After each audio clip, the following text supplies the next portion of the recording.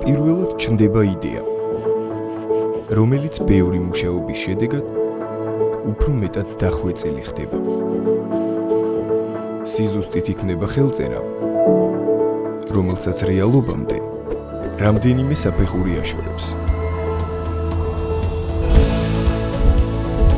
სტამბა კოლურბაკის სისწრაფე, ანაბეჭდი და ფერები გვაახლოებს რეალობასთან.